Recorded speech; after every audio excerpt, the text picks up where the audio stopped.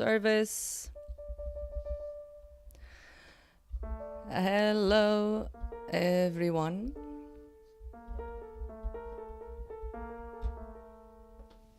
Welcome to my Sunday service. Merhabalar. Merhaba. Pazar sohbetlerimize hoş geldiniz. Bugün geçen haftakinden de farklı bir yerdeyim. Bugün Londra, Dalston'da arkadaşım Mahşuk'un evinin mutfağındayım. Öyle gerekti şu an. Bu hafta burada olmam ve programı buradan yapıyor olmam gerekti. Size buradan sesleniyor olmaktan memnunum. Beni duyabildiğinizi ve görebildiğinizi umuyorum. Bana beni duyabiliyorsunuz ve görebiliyorsunuz gibi geliyor. Yeni bir mikrofonum var. Umarım ses iyidir. Sesin iyi olması için ses önemli. Bu konuda çaba gösteriyorum. Umarım siz de sesimi güzel alabiliyorsunuzdur şu an bu mikrofonla. Hello to my Sunday service. Here I am in Dalston. I'm in London actually. Sorry to any friends that I told them that I would let them know when I'm in London. If I told you that I would let you know when I'm in London and I didn't, I'm sorry for that because I'm extremely tired and low on energy. Like I cannot say I'm tired, but like it really feels like I won't be able to do anything these days. Therefore, I'm just passing through places, trying to cause as little unease as possible and to do as little impact as possible. I'm just passing by, and here I'm talking to you from a kitchen in the house where I stay because it is just so much easier and it is nice to see you. Kasım ayının son günü, 2025 yılı da yavaş yavaş bitmekteydi. Yavaş yavaş bu yılı da yolculuyoruz. Christmas vibe'ları gelmeye başladı. It's almost Christmas time, you know, Noel. Yılın bu zamanı Batı dünyasının ve Batı etkisinde yaşayan çoğu dünyanın büyük bir kısmının kutladığı bir zaman. It's a homey feeling, it's a cozy feeling, yani Christmas olayı güzel, Christmas'ın olması. Biz de dün akşam Christmas ağacı süsledik. Yani ben süslemedim, ben kanepede uzanıyordum o esnada. Maşuk ve Antara Christmas ağacını süslediler. Ben de onlara baktım ve bravo yaptım, cheerleading yaptım. Ve evet, hayat böyle devam etmekteydi. Şimdi biraz ritim koyalım ve devam edelim. Let's put some rhythm now and let's go on with our lives.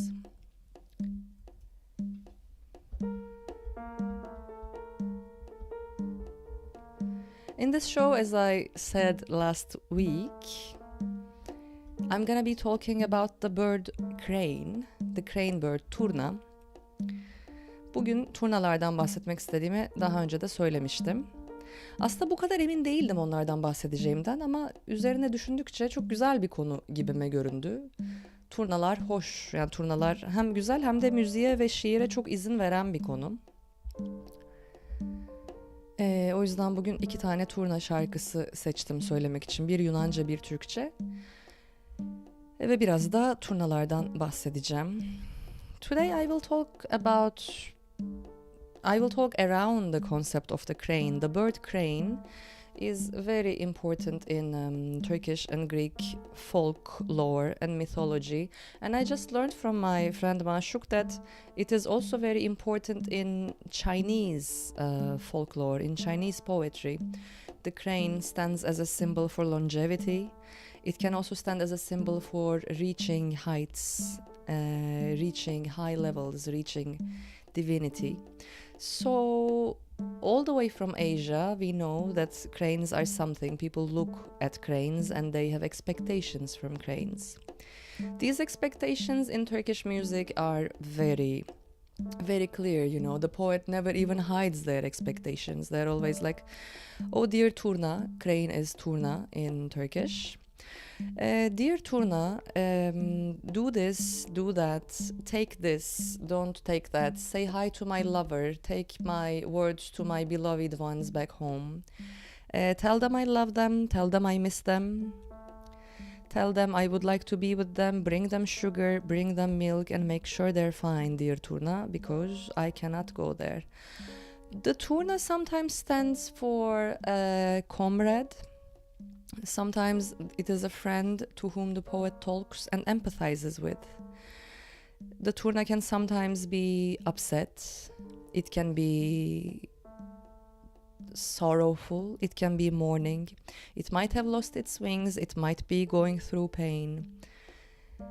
So either way, the Turna is always an anthropomorphic symbol of the expectations of the poet and of their desires and of their longings. And of course, there is something to remember here, is that as much as we like birds and we like to talk to them and we like to tell them about our troubles and about our problems, and as much as we see them as our comrades and we see parallelities between their lives and ours, which the poets of the past in the lands of Minor Asia and the Balkans, wherever there was Turkish folklore or Greek folklore too, for that matter, they always talk to the birds, yes, but the reason for the bird to become such a symbol is that between the bird and ourselves, there is a huge difference, and it is that the bird has wings, and it can fly, and it can go very, very far, and we cannot. We have to walk. So that actually makes the Turna, the bird, a much more powerful being than the human being. The bird can fly over the other side of the mountain and see what is there. It can go back to the village where the poet has left and cannot go back. It can talk to the people who are there, and then it can come back and bring news back home. Therefore, the bird is doing something that we humans cannot do. Humans are different from trees in that they can move, but they're also different to birds in that they cannot move very fast, and they are always kept down by gravity. Probably that's why the bird crane, and yes, as you say, Virgil, it's Yeranos in Greek. This bird has galvanized human imagination, as humans have imagined and they have thought of, they have dreamt of what life could be like if they could just fly over the top of the mountain, if they could just fly across lakes and oceans and go and see their beloved ones.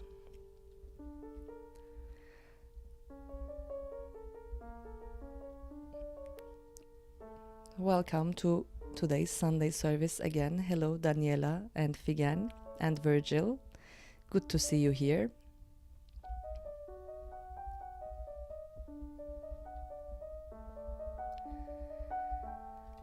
I was thinking that the Turna is a symbol that exists only in Turkish folklore, but then I was surprised to find this song in Greek that spoke of the Turna. I checked about it afterwards, and I learned that this Turna, this turning verse of the Turna, is used as it is in the Greek islands in the folk songs, untranslated. Probably because my hypothesis that I cannot very well support with facts at the moment is that the people of these islands and villages in the Aegean and in the Balkans, actually Muslim or Christian, they shared much of a folklore together. Because the organized religion was mostly an urban thing. Therefore, if you were living on an island or a village, it didn't make much of a difference if you were Muslim or Christian. You would worship more or less the same things. Probably you would only pay your alms and your taxes to different places. And you would pray with different people. But besides that, most of the lore would be the same. And it is actually how Islam spread to southeastern Europe.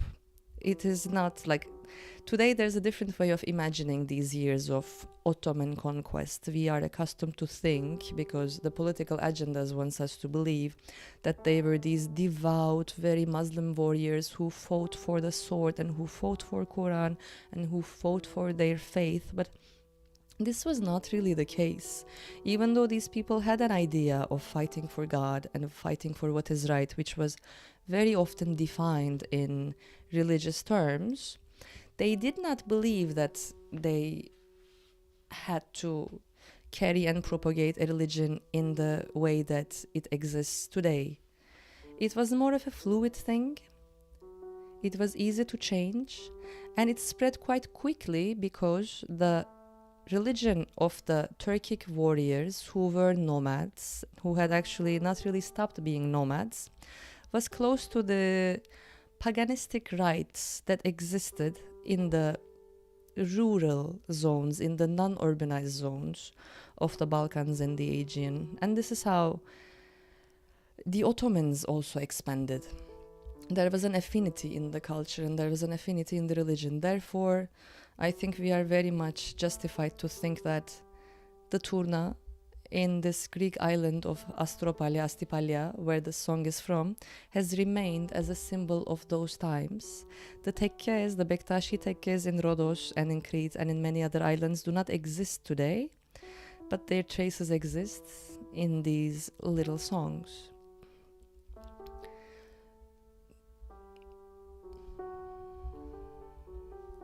Şimdi Astipalya adasından bir Turna türküsü. Bu türküyü ilk duyduğumda çok şaşırmıştım.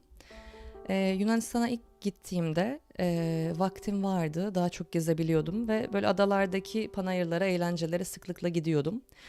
Bu eğlencelerden birinde az sonra çalacağım Turna şarkısını duydum ve gerçekten çok hoşuma, çok ilgincime gitti o zaman. Şarkının tamamı Yunanca. Ve Turna kelimesi Türkçe olarak geçmesine rağmen şarkıyı söyleyen insanların bu kelimenin bir kuşun ismi olduğunu bilip bilmediğinden de emin değildim, ama bu insanların hep beraber kol kola bu halay çekmek şeklinde kol kola girip dans ettikleri, halay çektikleri, onu dans etmek demiyoruz, halay çektikleri bir şarkı, işte kemanla, buzukiyle, vurmalılarla, orgla çalınan ya da varsa akordeonla çalınan tam bir halk şarkısı. Yani böyle köyde yaşayan bütün insanların ya da o köye o panayır için ya da o yoğurtu için gelmiş olan bütün insanların kol kola girip beraber dans edebildikleri bir şarkı bu Turna şarkısı. İsmi Turna değil, ismi Astipalya Kalesi bu şarkının. Astipalya Kalesi ve gerçekten de bu Türk halk müziğinde de gördüğümüz şekilde ilerliyor. Yani sözlerin çok bir anlamı yok. Anlamı var ama hani böyle bir şey, bir önermede bulunmuyor yani. Hani şairane ya da hayata dair özel bir şey belirtmiyor. İşte Astipalya'nın kalesi vardır. Kalenin kızları güzeldir ama kızların güzelliği çok da belli olmaz. Turnam, turnam, turnam. İşte şuranın suyu soğuktur, başka bir yerin suyu sıcaktır. Turnam, turnam, turnam şeklinde giden bir şarkı. Şimdi bunu söylemek istiyorum. Çünkü ilk şarkımızın zamanı geldi de geçiyor bile. Now I want to sing the song Stokastrotis Astropalias, which is a Greek folk song from the Aegean Islands.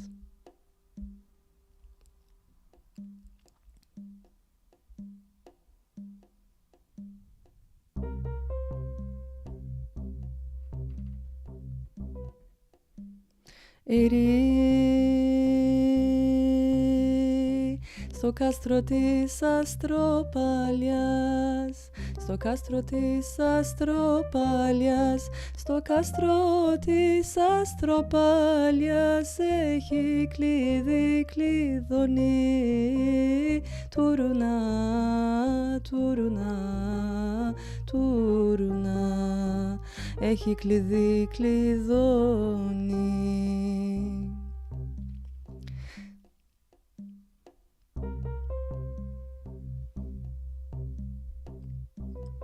And it continues. Eri, Έχει κορίτσια μορφά, έχει κορίτσια μορφά, έχει κορίτσια μορφά, μα δεν τα φανερώνει. Turna, Turna, Turna, μα δεν τα φανερώνει.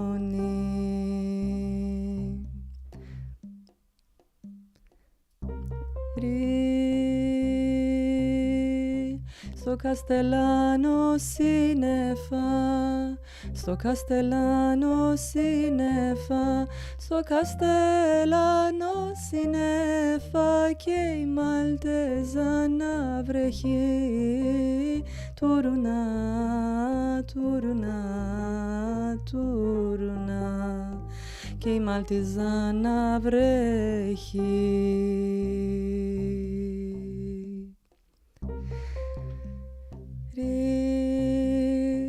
Έλα πουλί μου γρήγορα, έλα πουλί μου γρήγορα, έλα πουλί μου γρήγορα και μην αργείς τα ξένα. Turna, Turna, Turna, και μην αργείς τα ξένα.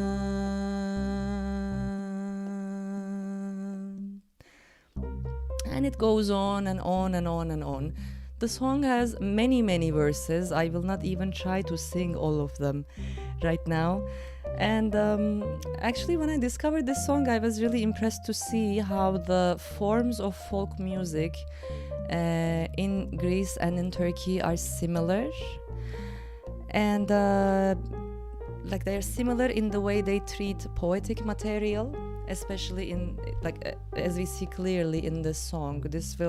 We will see this also very often in Turkish folk songs. Like they will talk to all the elements of the nature are part of the poetry and they all get inside the poetry, but their main role is to actually fill in the blanks and just create images. So what you're trying is you are not actually trying to talk about something, you want to talk, you want to express yourself, but what you want to express is not really relatable in words. Like you don't really need actual real images, but you want to say something, the music speaks for itself, and all of these images come in and they all mingle, and you might sing for half an hour, and what you say, what the meaning that you convey might be very slight, or it may not be meaningful in the way we understand today. Like if you go to a literature class, or if you're trying to analyze this as poetry, you may try to analyze it and you may notice that the whole song does not say anything, but that's exactly the point of this way of song making, This is the thing. Like in poetry and in music, most of the time it's not that we want to express something, we want to express ourselves, and the music and the words are just excuses for this. They don't have to have meaning, the meaning is already in us. And the Turkish folk music also works in this way. I will give an example a little bit later. Thank you, Virgil. So Turna in Greek also describes someone very drunk. I didn't know this actually. So apparently Yunanca'da birisi için turna gibi demek o kişinin çok sarhoş olduğunu belirtiyormuş. Ben bunu daha önce duymamıştım. Türkçe'de birisi için zurna gibi dediğimizde sanırım o kişinin çok sarhoş olduğunu ima ediyoruz, değil mi? I'm not so sure about that, but I think, Virgil, if I'm not mistaken, I'm not 100% sure, but if I'm not mistaken, in Turkish we say zurna gibi sarhoş olmuş to express that someone is really, really drunk. So, and turna and zurna are phonetically similar, but zurna is the organ, and I have no idea why someone who is very drunk would be called zurna gibi, but as I said, sometimes things just exist and poetry just exists because words rhyme and the music sounds good together, and they don't always have to express something very clear. Yeah. Yeah. So this was the Turna song from Greece. Tokastrotis Astropalias, The Castle of Astipalya. Astipalya Adası'nın kalesi idi bu şarkı. Ve buradan yine biraz turnalardan bahsetmeye devam edeceğim. Benim Türk müziği ve Yunan müziği arasında gördüğüm birçok benzerliğin yanı sıra bazı farklar da var. Bu karşılaştırma yapma hali sanki bir mesleki deformasyon haline geldi artık. Yani sürekli farklar ve benzerlikler arıyor gibiyim zaten. Biraz bunun ne kadar iyi bir bilme yöntemi olduğunu bilmiyorum ama insan ister istemez bunu yapıyor. Ve Türk halk müziği ile Yunan halk müziği arasında gördüğüm esas fark, bunların mainstream versiyonlarıyla Türk halk müziğinin daha çok dert ifade etmesi, daha dertli ve melodiler de daha dertli ve biraz daha ağlak. Ama aslında Yunan halk müziğinin geneli için daha neşeli olduklarını söyleyemeyiz. Mesela Yunanistan'ın kuzeylerine doğru gittiğinizde, özellikle Epir bölgesine gittiğinizde, Arnavutluk sınırındaki Epir bölgesine, orada da hüzünlü şarkıların baskın olduğunu, onların ağırlıklı olduğunu görürsünüz. Bence o biraz da şeyle alakalı. Modern dönemde devletlerin, rejimlerin kendilerini ve kültürlerini nasıl temsil etmek istedikleriyle alakalı diye düşünüyorum. Ama Türk halk müziğinde gerçekten çok fazla hüzün var ve turnada genelde hüzün durumlarında ortaya çıkıyor. Selam Kemal'cim, selam Zeynep, hoş geldiniz. Sizi görmek güzel. Öyle yani bizim Türkler böyle genellikle hüzünlü.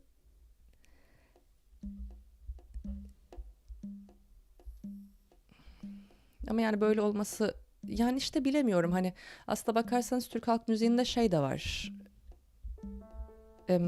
Kapı gıcırtısına oynamak ve çok hüzünlü sözler söylenirken göbek atan şarkılar çalmak da var. Şey de var, çok hüzünlü bir şarkının ardından çok neşeli bir şarkının gelmesi ve oradan devam etmek de var. Farklı şeyler var yani, ama bir hüzün ve dert konsepti sürekli karşımıza çıkıyor.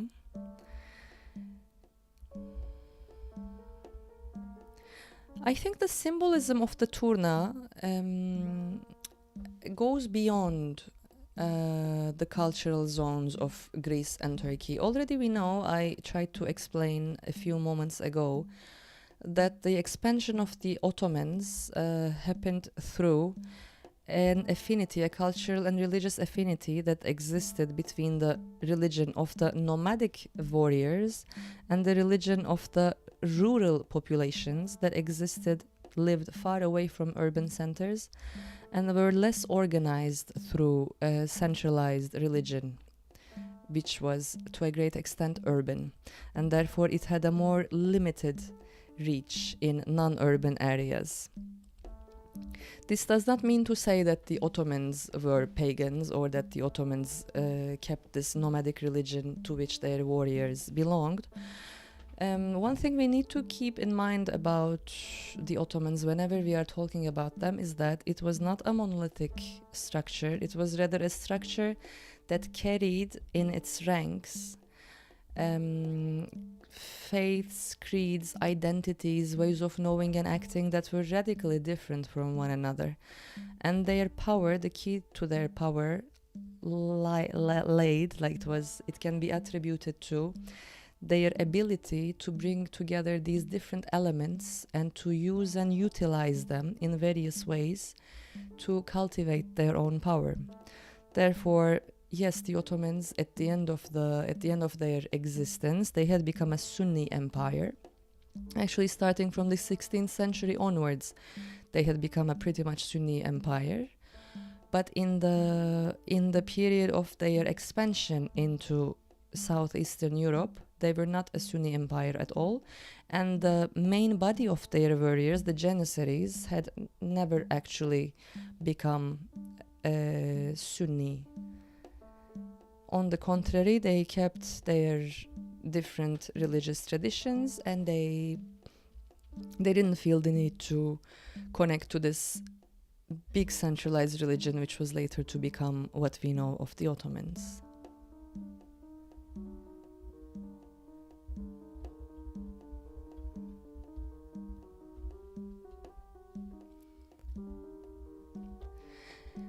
Türkiye'de çok fazla bilinen bir şey değil. Aslında Balkanlarda Bektaşiliğin yaygın olduğunu biliyoruz ama Osmanlı'nın yayılmasına kolaylık sağlayan önemli faktörlerden bir tanesi.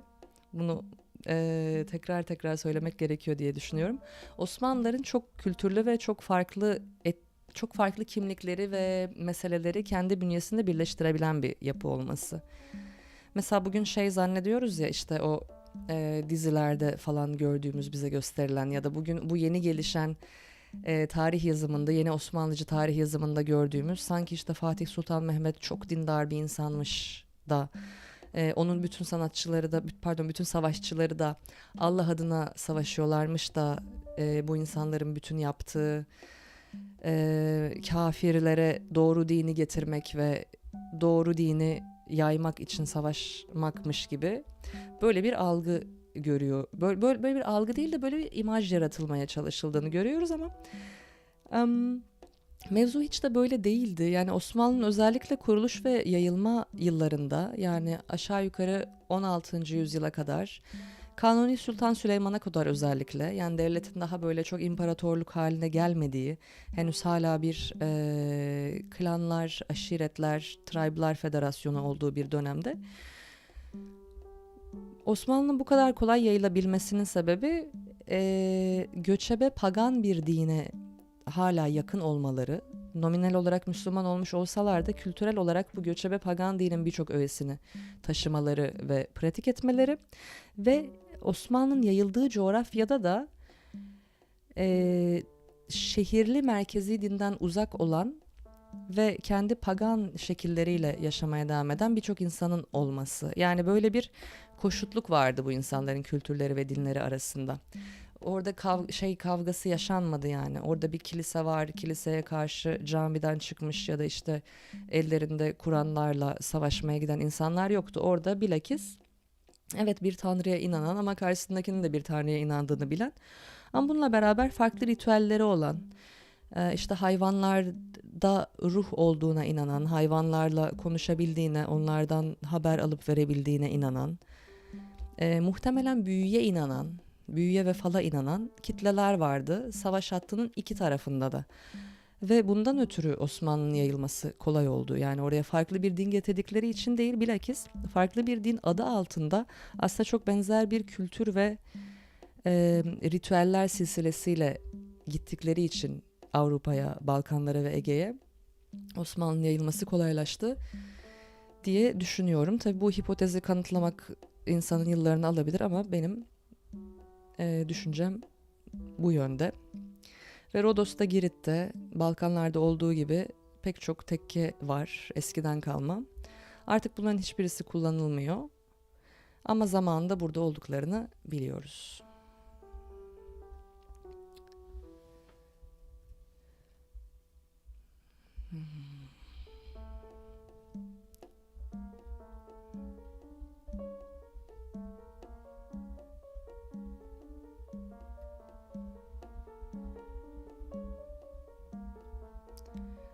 My next song will be another Turna song that I know from my childhood. You might have heard from me before that I grew up in a family, in an environment where it was a really common thing to sing. Often in the evenings we would sit like this in a kitchen. The living room is not cozy enough, you know, the kitchen is always a nicer place to sit, just like I am preferring to sit in kitchens lately. And we used to sing and play music or sounds with whatever we had at hand at instruments. So we could play pots and pans and forks and spoons. And there was a strong repertoire on which our playlist would be based. I now notice that I was lucky because a great part of my mother's family are people who are really, really interested in music. And you can also see it in the new generation. People like music and make music, and this already as a child exposed me to a very large repertoire and to stories. Like I know, for instance, that my grandmother's father when he was a hotelier in Kars, hotelier, hotel owner, hotel manager. But you shouldn't imagine something very grand, you know. It was just it was a han actually, not a hotel. It was a han for people to stay when they were passing by, you know, old style. And in this han, he would often host musicians and poets. And he would feed them, give them a place to sleep, and he would listen to their music and make music with them for days and nights at end. My grandmother also took place in these. She participated in these eğlence, in these musical sessions of entertainment. And as a result, I got on from them a large repertoire, which I quite like, and I like to sing from time to time. Now in a bit I will sing one of these songs which used to make me cry a lot when I was a child, but now I can relate to it in a more adult fashion. It is again about the Turna, the bird. And it is another instance of these songs where we talk to the Turna and we ask it for solutions, for remedy. And we, you know, the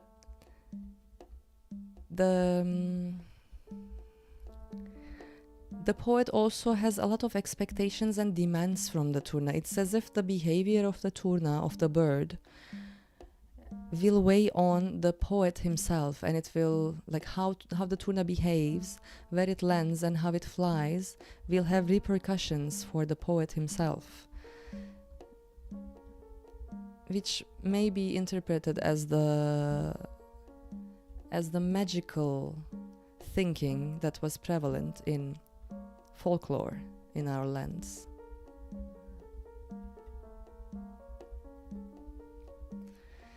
Bir sonraki şarkımız da bir Turna şarkısı olacak. Ben bu şarkıyı küçükken bizim arabada duran kasetlerden birinden öğrendim. Anneannemin babası Kars'ta han işletirmiş. Ve bu hana zaman zaman o ozanlar, aşıklar gelir gidermiş. Vehbi Bey de onları tutmak istermiş, çünkü kendisi de müziği çok seven bir insanmış. Ve o yüzden onlara işte yemek verir, kalacak yer verir. O da onlarla oturur, müzik çalar, eğlenirmiş. Anneannem de zaman zaman katılırmış bu eğlencelere. Ve oradan da mesela Davut Sulari ile özel bir bağlantımız var, kendisiyle tanışmışlığımız var. Yani benim yok da anneannem üzerinden benim de var sayılır herhalde. Ben küçükken arabamızda Davut Sulari'nin bir kaseti vardı. İçinde bu Üç Telli Turnam şarkısı vardı. Bu şarkı beni çok hüzünlendirirdi. Bir de küçükken işte çok zor geliyordu bana genel olarak birilerinden ayrılmak ve Turna sembolizmi de hep böyle ayrılığa, hasrete dair ya, işte Turna ben bizim ele gidemiyorum da sen git, işte selam söyle, öyle yap böyle yapma, bana böyle çok hüzünlü gelirdi hep. Hala da çok severim bu şarkıları. Şimdi Davut Sulari'nin Üç Telli Turnam şarkısını söyleyeceğim.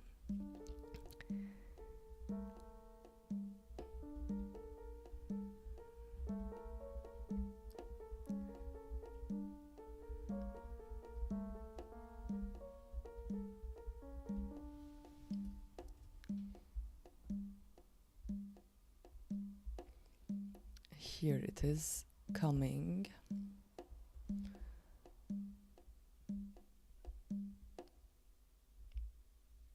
Yes.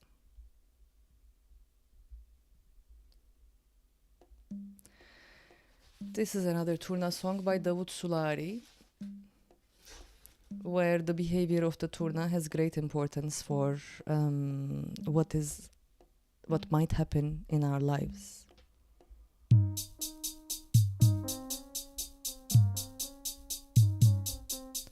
Turnam gelir bizim elden, Yeni kalkmış ağır gülden, n'olur söyle bizim dilden.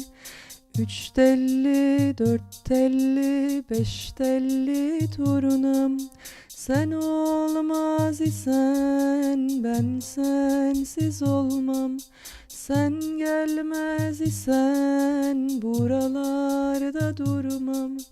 Yaralı, yaralı, yaralı turnam, o kara gözler haralı turnam, o kara gözler haralı turnam. So the poet is asking the Turna, the crane, the Yeranom, to speak from his language, to fly the skies and to go afterwards to fly over the lower lands and to speak the language of love, the language of the heart. To not land on black rocks. I don't know why this would be a necessity, and this is the part I think where magical thinking comes in. And he asks the Turna to stay, the crane to stay close to his place, to stay close to his homeland, because apparently his presence is needed, the Turna is needed to be around, because we depend on the Turna, right? The Turna is a more powerful being than us, and he can travel, he can give and take information. Turna marşı pervaz eyle, İndüz günü tevaf eyle, n'olur aşkı dilden söyle. Üç telli, dört telli, beş telli turnam, sen olmaz isen ben sensiz olmam. Sen gelmez isen buralarda durmam. Turnam ey, turnam ey, yaralı turnam, o kara gözler haralı turnam.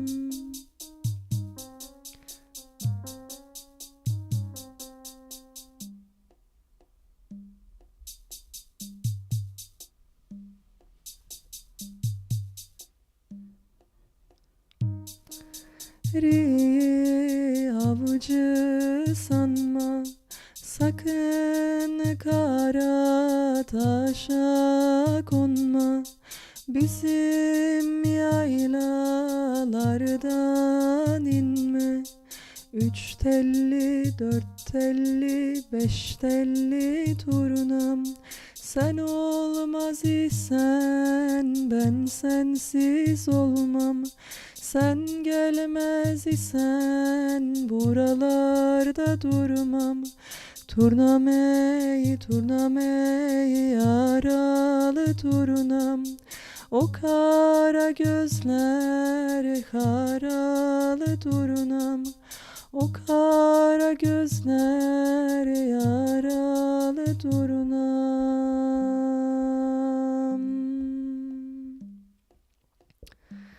And this also goes on for a long time.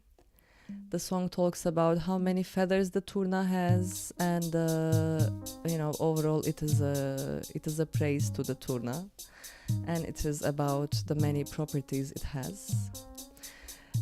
Virgil, that's a good point. I have noticed that indeed in Greek songs there are many instances where we hear the words like turne, turnene. Turna, I don't know so many instances, but turne and turnene indeed occur very frequently. I have had the feeling, like I cannot explain why, I do not have evidence for this, but I have the feeling that this might have to do with an Italian or Spanish connection of a turning, going in rounds, like the turne, tornanto. This is my impression of the turnene, especially the turne and the turnene that come up in Greek songs. But as I said, I am not sure, and I looked it up, but I didn't find anyone who was sure about it. It can mean anything, because most of the time in music and in poetry, in language, things just pass. Like, they do not have to have a meaning. Most of the time, meaning is something that we attribute afterwards. What comes first is the form, is the rhyme, it's the aesthetics of the words we use and of the sounds we use, and afterwards we put meanings on them. This is my impression of how folk music works most of the time, and how poetry works most of the time. So maybe indeed there is the Turna, and then there is an Italian-Spanish connection, maybe, possibly, and then these things might come together and they might compel or instill the poets and the musicians to use the word turne turnene, and they themselves do not know if this is from Turna or if this is something else. So I think this is a likely explanation of what happens when people are talking about, when people are saying these words.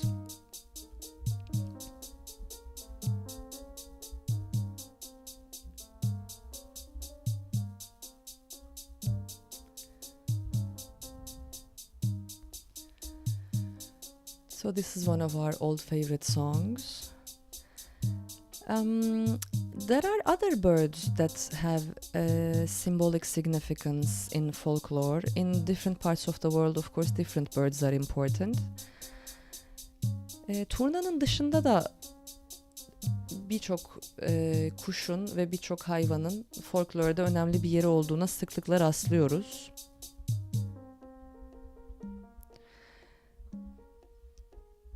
Güvercin de önemli sanırım ama güvercin nedense Türk halk müziğinde haber getiren ve götüren bir hayvan olarak ele alınmıyor pek. Yani bildiğim kadarıyla güvercinden bu tarz görevler istenmiyor ve beklenmiyor. Ama enteresan bir şekilde güvercin aslında fiili olarak gerçekten de kullanılmış bir posta hayvanı olarak. Onun dışında keklik var tabii ki. Keklikle de sıklıkla şair ve ozan ilişki kuruyor. İşte keklik dağlarda çağıldar yavrum diye ağlar diye. Aslında sürekli hayvanların insanlarla olan benzerlikleri ve onların da hayatta dert çekiyor olmaları ve zorluklar yaşıyor olmaları, onların da sevdiklerinden ayrılıyor ve işte yavrularını özlüyor ya da korumaya çalışıyor olmaları eski zaman insanlarına sürekli ilham vermiş ve onları kendilerinden görmüşler bir şekilde. Tabii bunda şeyin de etkisi var. Kuş genel olarak zararsız bir hayvan. Aslanla kaplanla benzer empatiler kurulduğunu zannetmiyorum. Ve aynı şekilde mesela inekle, öküzle de ya da koyunla da benzer empatiler kurulmuyor ya da atla da.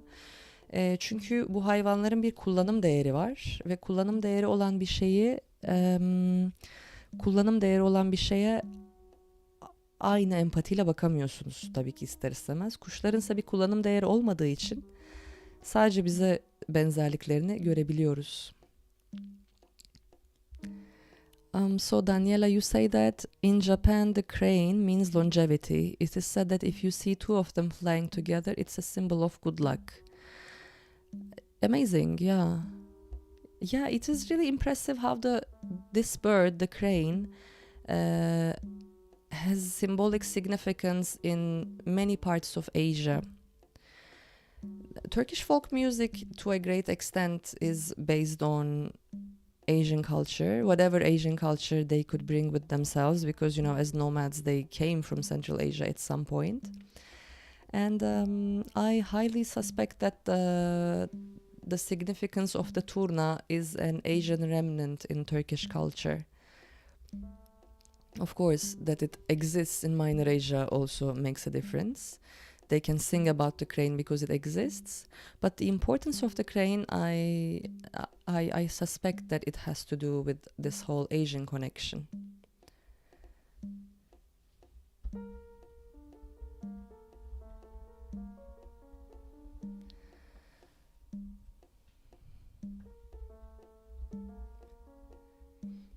In English songs and poetry, I think it is the sparrow and the swallow that are somehow more important. Of course, there's the raven. The raven and the crow, they are birds that have very often been attributed powers, like beyond significance. It is believed that they have powers and they can make effects, or that seeing them somewhere means something. You know, if you see them somewhere, it can be an omen to something else happening. The owl is a bird that is important. The owl, the baykuş, kukuvaya. It's quite an important bird, and yes, it is the symbol of Athens, Athena the goddess. And in ancient Greece, it was taken to signify wisdom, also related to the god Athena. But in other lores, I have heard that it is taken to be a bird that is very sinister, and seeing an owl may be an omen, a bad omen, a sign of things that are bad and that are about to happen. I don't know which of these to believe about the owl. It's a bird that I personally really like.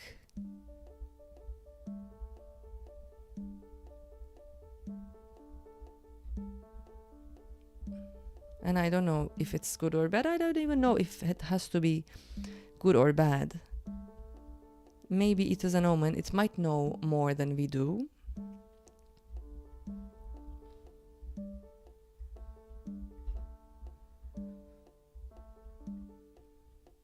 And it is a scary bird at times.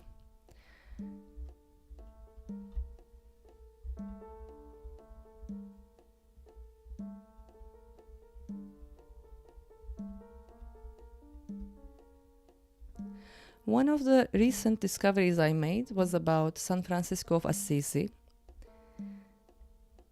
It was Hacı Bektaş Veli from Turkish folklore, which I knew as the saint-like figure who is supposed to have a connection with animals. Hacı Bektaş Veli'dir değil mi? O kurtla kuzuyu yan yana getirebilen ve onların ikisini aynı anda kollarında tutabilen. Katoliklerin San Francisco of Assisi figürü de buna benziyor. O da farklı hayvanları ve normalde birbirini yiyen hayvanları bir araya getirebilen ve aynı anda kollarında tutabilen bir figür imiş. Hayvan sembolizmi tabii ki folklorda çok güçlü, çünkü insanlar hayvanlarla yan yana ve iç içe yaşıyorlardı. Simbiyotik dediğimiz türde bir yaşamları vardı. Yani hayvanları sadece kullanmak ve sadece sömürmek şeklinde değil de karşılıklı bir kullanım, yani birbirine kendini kullandırma gibisinden bir halin olduğunu görüyoruz. Eski köy toplumunda kırsal hayata baktığımızda gerçekten şeyi söylemek çok zor. Yani insanların hayvanları sömürdüğü ve onları tek taraflı olarak sadece kullandıklarını söylemek çok zor. Çünkü bir köy hayatına baktığınızda, onun nasıl işlediğine baktığınızda gerçekten de hayvanın insana hizmet ettiği kadar insanın da hayvana hizmet ettiğini görüyorsunuz. Tabii bu tarımın sanayileşmesiyle birlikte değişiyor. 20. yüzyılda icat edilen teknolojilerle beraber hayvanların giderek kafeslere kapatıldığını, insanların onlara hizmet etmektense onları makinelere bağladıklarını ve bayağı bir makinenin parçası haline getirdiklerini görüyoruz. Buradan baktığımızda aslında anlaşılıyor şu anda hayvan kullanımına verilen tepki. Ama eski insanlara baktığımızda onların aynı zalimlik içinde davrandıklarını söylemek zor ve zaten bunu halk şiirlerinde de görebiliyoruz. Yani hayvanlara gösterilen sempatide, onlara duyulan saygıda bunları görebiliyoruz.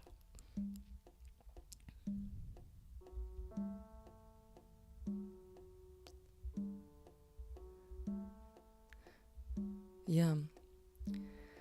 So the old people had much deeper connections with the animals, and they probably knew more about them than we did.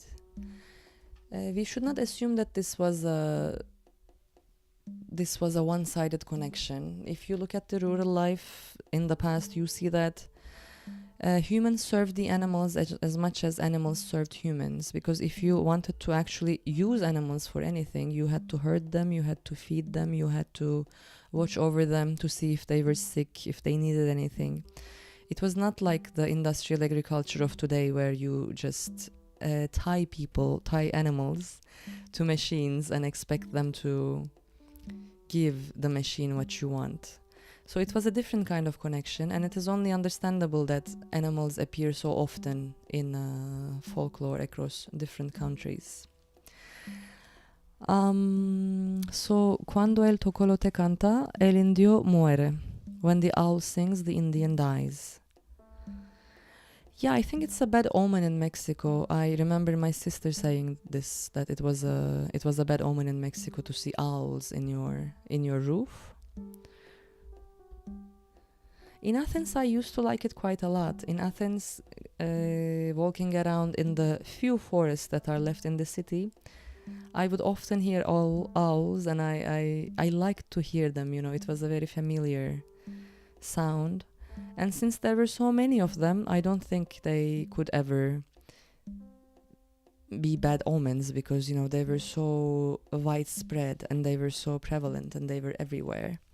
I think it also depends, like the significance of an animal, just like the significance of a word, depends on its position, in its relative position within the general ecosystem. Yeah.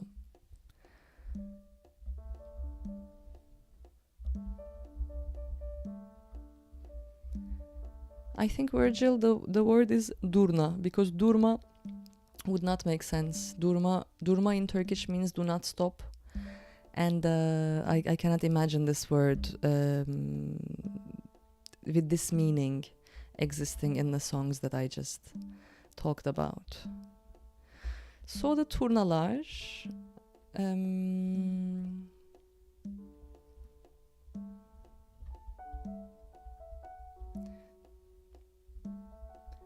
they are animals that have been very important for our ancestors,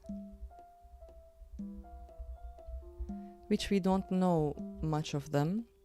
Like I'm not sure if I could tell a turna from if I can tell a crane from another large bird that has long feet. I'm not sure if I would be able to do that.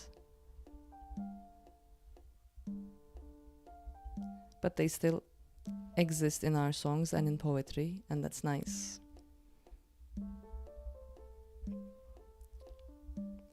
And with these thoughts, slowly I'm approaching the end of today's show.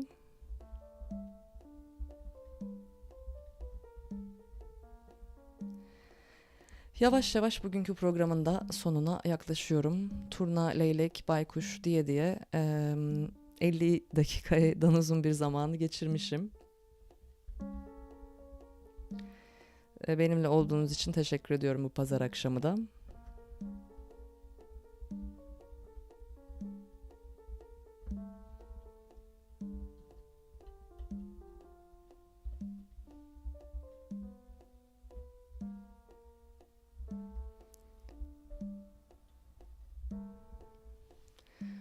I have not prepared another song with the Turna. There are so many of them.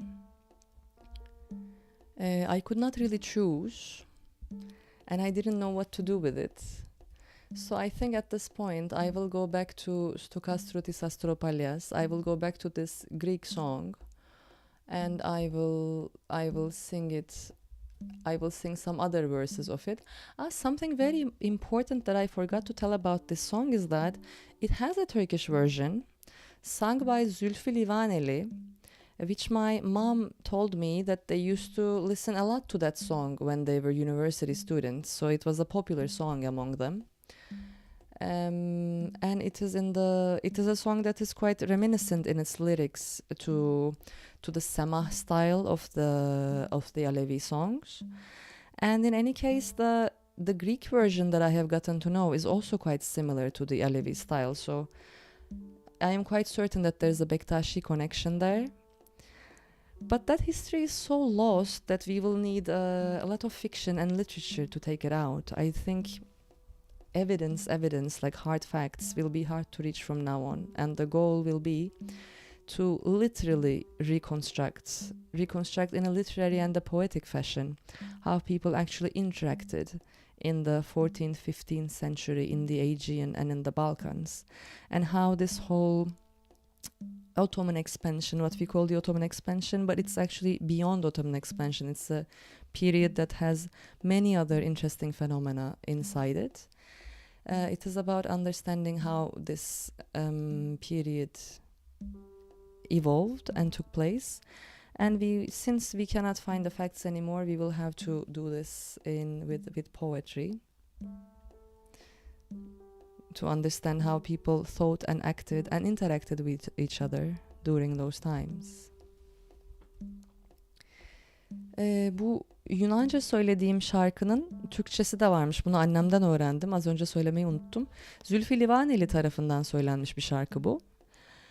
Ve gerek sözleri olsun gerek ezgisi olsun gerçekten de Alevi deyişlerinin tarzında.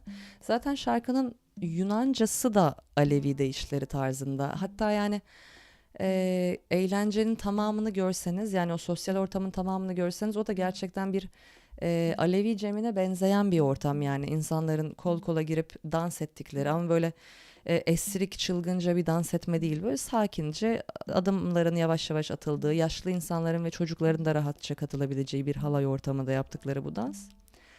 Gerçekten de Alevi Bektaşi müziklerini ve danslarını hatırlatıyor. Zaten muhtemelen adalarda ve Balkanlarda İslam'ın ilk yayılma biçimi Bektaşilik üzerinden oluyor. Şu anda elimizde çok fazla bilgi yok. Muhtemelen hiçbir zaman da olmayacak bu Osmanlı'nın yayılması dediğimiz dönemde.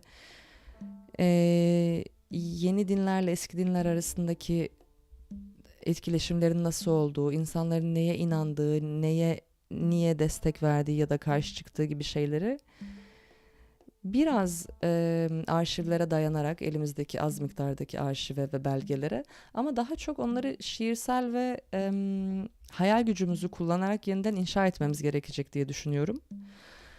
Tarihte birçok zaman olduğu gibi bir şeyin var olduğunu tahmin edebiliriz ama onun var olduğunu kanıtlamamıza imkan olmayabilir. Çünkü tarihte yaşayan birçok insan, yani geçmişte yaşamış birçok insan iz bırakmadan geçer gider. Özellikle geçmişte İnsanlarla ilgili herhangi bir izin kalması için onların önemli olmaları gerekiyordu. Yani işte devlet adamları ya da zengin insanlar olmaları gerekiyordu. Onun dışındaki insanların ve büyük insan kitlelerinin de tarihte çok bir iz bırakmadan yaşayıp gittiklerini biliyoruz. Dolayısıyla bu insanların nasıl yaşadıklarını anlamak, ki bunu anlamak önemli. Çünkü öbür türlü bugüne dair çok tuhaf siyasi çıkarımların içine yaslanıp kalıyoruz, içine saplanıp kalıyoruz. O yüzden tarihi anlamak önemli, ama bu insanları muhtemelen hiçbir zaman anlayamayacağız. Çünkü bizden çok daha farklılardı. Ve onların nasıl düşünüp nasıl yaşamış olduklarını edebi bir şekilde kurmamız gerekecek, şiirsel bir şekilde kurmamız gerekecek.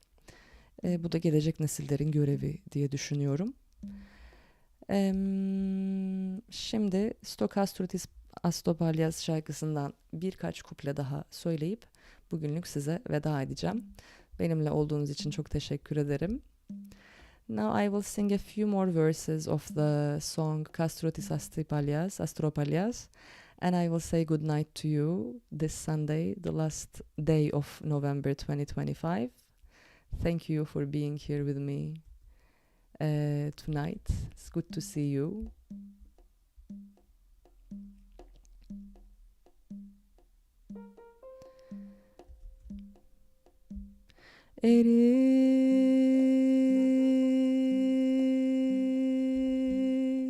Κι ανθίσαν τα γαρίφαλα, κι ανθίσαν τα γαρίφαλα, κι ανθίσαν τα γαρίφαλα που σου έχω φιλωμένα. Turna, Turna, Turna, που σου έχω φυλαγμένα.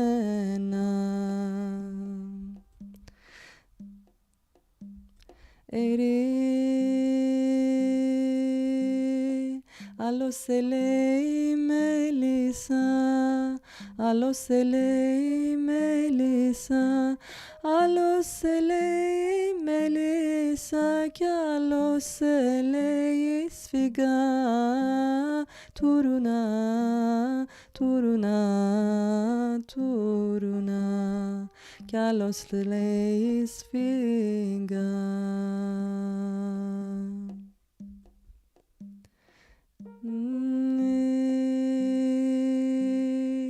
Με διαβατάρικα πουλιά, με διαβατάρικα πουλιά, με διαβατάρικα πουλιά, ερώτες να μην πιάνεις. Τουρνά, τουρνά, τουρνά, έρωτας να μην πιάνεις.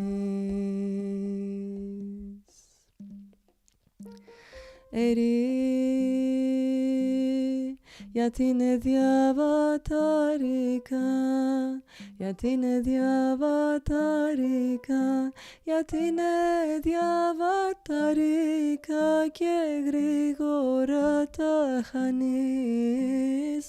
Τουρνά, τουρνά, τουρνά και γρήγορα τα χάνεις.